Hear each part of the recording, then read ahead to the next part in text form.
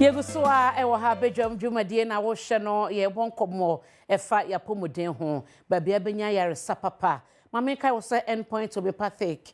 hospital nei wo eye prostate free screening dia ma mema nyina na wo yo ba so abepeso ko cheke wawo se ba bia wo de no wo no betumi awo eniema tesen na yeboa wa eye endpoint homeopathic clinic na wenu screening we mienu amaka eye free de wo so ye so be ko mo Accra ha sei sprinters one shell signboard na edi anim hwe na Kumasi Kronuma Bohia owo Angel Educational Complex no echi Takrade Anaji Estate obehunu wo mo ewo ho na Tema Community 22 ye watna ye techiman hanso a na esiama enzima eho nyina no ye wo branches a obetumi ni Dr. Adubuaten akasa na wakwa ye free screening ewo ho 0244867068 and 0274234321 endpoint homeopathic clinic or say yade kwankro nyina no eho a na obetu ase ama Nadom Herbal Center and na meniomo ebebon common me name obabna obabefe Martin that is saying Nadom Herbal and pay the own house. I don't have a quite important. Oh, hey, the skin is skinny, the hair is hairing. When I warm up, I had to see Havana. Yes, women that invite you. Okay. As I'm FM UCL Fund Day. Inter Milan, any PSG Airbo Finance. It's Yejinamu. Okay, Meba. Motivation. I'm not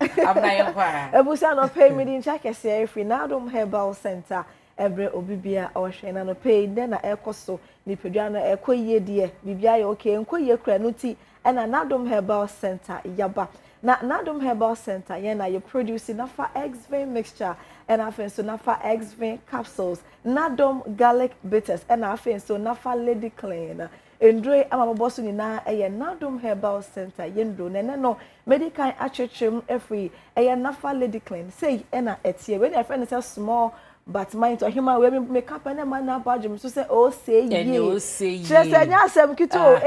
sie man na him fie ho e fin keka one infection in every one mo e dem ma we no e small but mighty e so portable e dwene mo ho so we to me dey show back pocket to bag no to me e dey shame e 100% natural feminine hygiene wash na dom yankasa e na yakwakwayem akwatete ndua haban e ne ndua hini e dey fan fidim aworo ho aye no krogen a doctor fa kukudam e na ejina fidie ho e dey haban aye dre kama ye wie no ye dey egu ne tuom a sawa e hye ho entu be hwe kakra egu asawa nim na ada kwa ha me trap o de be sha himfie ho enti menua ba se infections aja himfie ho no mo aboso ahimfie ho no ekekaw utumi tis na tese upia wonten kwa na ayem hwehwe because ya obeti woni pem no enim guase insuo egu insuo na egu no sebe e de nkaboni bi enenam ubu wonse wi na eja wonka bo modern sa wonsa ebeka nafa lady clean we aya purely herbal unko yuzu we engo koni akira sembia enti menua ba se nete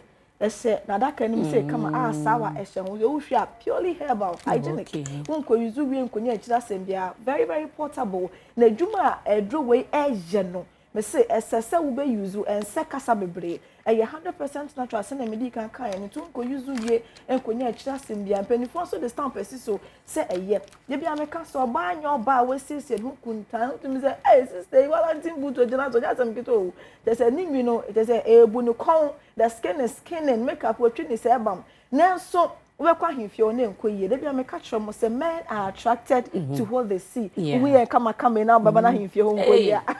share ya so be ya she me patro your ba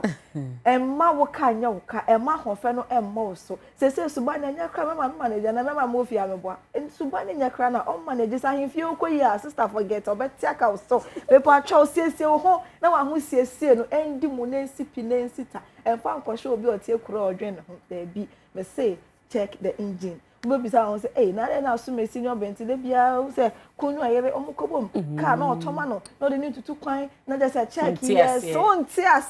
start to and as again you know we fetch no na fi aden so bro so ntia me bia na aden ode ka chirawa abejo won say nafa lady clean bo modern say won sabe can be oba de mesrew bo modern say obesiesie hu wo siesie ni pedane ni no na wo siesie ahemfie ho so we very affordable at so say no bia so betumi atobi mesrew mo yenua ma no ko school SS4 no when the infection e chiwa so yes say and most of the time na do na kind dialysis na sha say free senior I say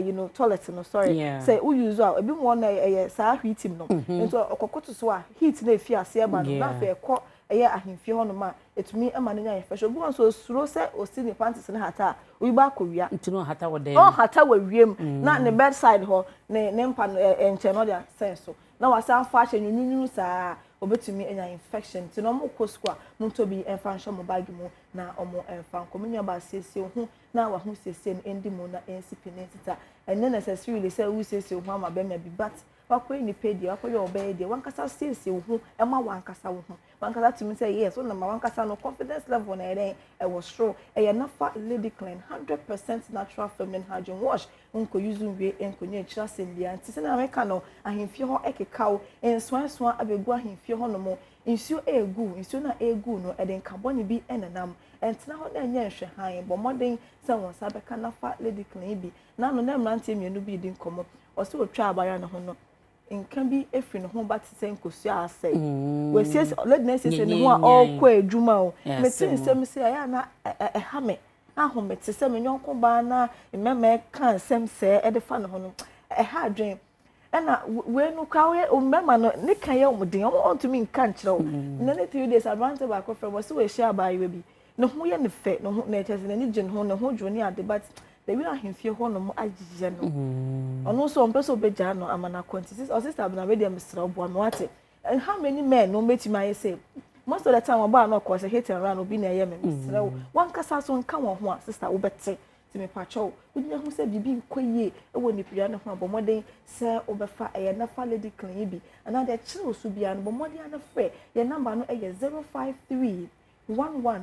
56 556 053 11 56 556 when I say bibi nkoye say o menstrual cycle na ba beti ya usan bosumi ewi obi wo kwa 1 week na 7 days e ba na on to me nko adwuma obeti na fie the whole time and obewi ansa wakọ say adwuma ho ayede no ba menstrual cramps it to me nko adwuma e ba kwa no mo bi ahye o mesrew entina ho man yo be nyoma bi nke akiri ansa na wapɛ ho pu mesibre anope ya wotimi nken ya bomoden say wonsa e be kanafa lady clean say ena timpacho ko na senye we ya treatmento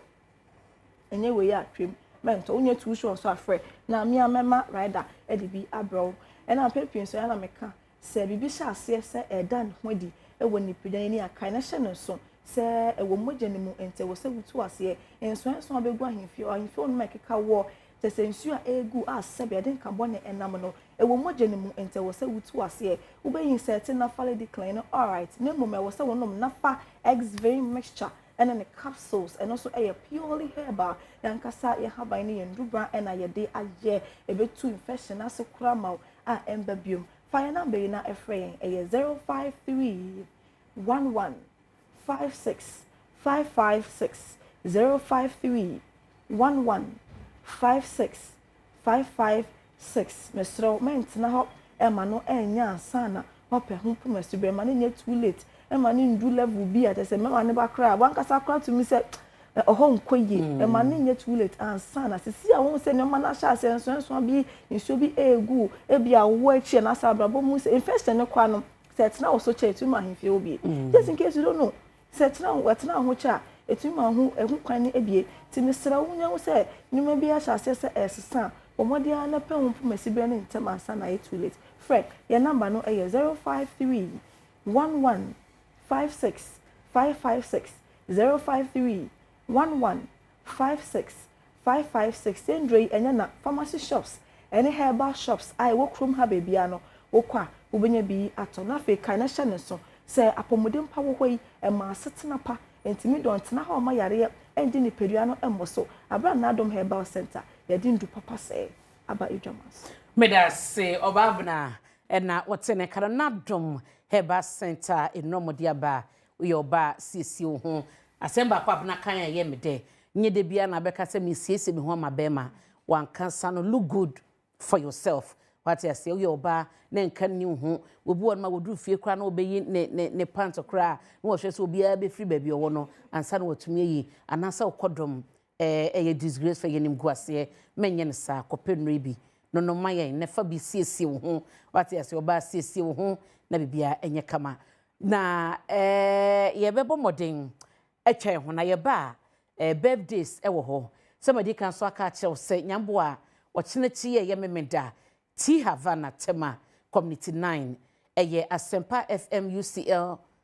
Funday ene de ehye so eye ni nko a Inter Milan ena PSG Paris Saint-Germain womo ena womo de eboni hwan nefa na ehina wo bo aho so obekwa akosha nije ni nyina ewo T Havana tienche me ke juana kasa Eric Asidu body teacher Eric mene no ebedi hu nkomo na afi ya hwese de ahoboa no etemi ma ye ready ese mekọ uhe mejesia wa hwe a wani tia na je se de ato asosa na ene adofo pinu edu ma woda yemfa enko tew na afi yento asa na yenkomra na yemfa birthdays no embra